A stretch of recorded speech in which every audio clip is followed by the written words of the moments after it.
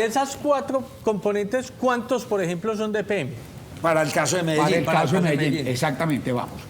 EPM tiene control sobre el componente de distribución y sobre el componente de comercialización.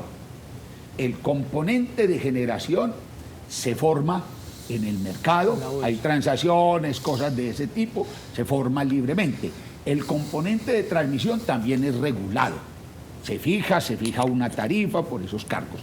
Y el componente de distribución también es regulado. Pero hay una cosa bien importante. Es el tipo de regulación. A ver, en la ley 142 hay 3 regímenes de control de precios. 1, libertad.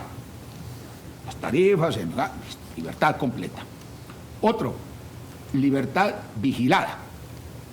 Otro, libertad regulada. Y otro, control directo de precios. Control directo de precios prácticamente no se usa, pero se podría usar, ¿sí? Entonces el régimen de la distribución es de libertad regulada. ¿En qué consiste eso? La empresa, el operador de la red, fija el cargo tarifario de acuerdo con una metodología y unas fórmulas establecidas por el regulador. Dentro de esas fórmulas, el operador de la red tiene cierta discrecionalidad. Entonces, en el periodo, yo lo puse en ese artículo que publiqué el lunes, en la era Quintero, el principal determinante del alza de tarifas fue el componente de distribución, que ha crecido 75%, cuando en ese mismo periodo la inflación es de 16%. Entonces eso es una barbaridad. No le entendí esa explicación, por favor.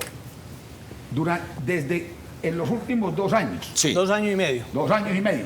Sí. El componente, la tarifa de distribución, que luego tú Es uno de sumas los para 4 obtener componentes. la tarifa total, ha crecido 75%. Creció así de la nada, el 75%. ¿El por qué fue que creció?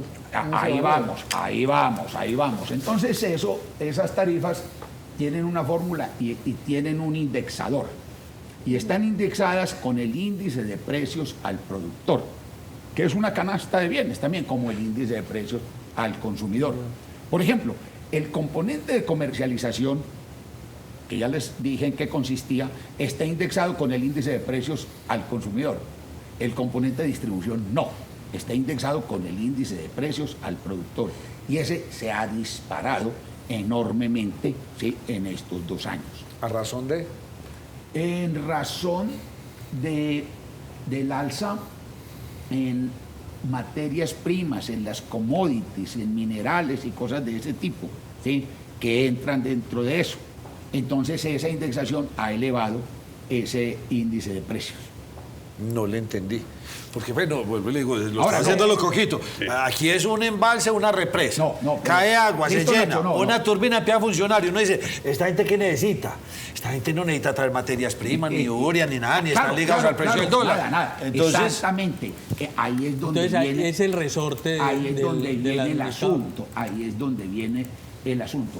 Las tarifas se fijan durante un periodo. Se establece una fórmula y usted arranca, aplica, usted mira sus costos y esto, y saca una tarifa. El cargo de distribución, tantos pesos por kilovatio. Ese cargo está indexado, es decir, cada cierto tiempo ese cargo crece. Pero está indexado, el caso del componente de distribución, con el índice de precios al productor. El índice de precios al productor, usted sabe pues que es el IPC, el índice de precios al consumidor, la inflación general. Hay otro índice que recoge los bienes y servicios que entran dentro de los costos de producción de las empresas. Ese es el índice de precios al productor. Ese, en razón de devaluación, en razón del alto crecimiento del precio de materias primas, del cobre, del hierro y de cosas de ese tipo que están allí, que han crecido, se ha elevado mucho ese índice de precios y eso ha alzado la tarifa de distribución.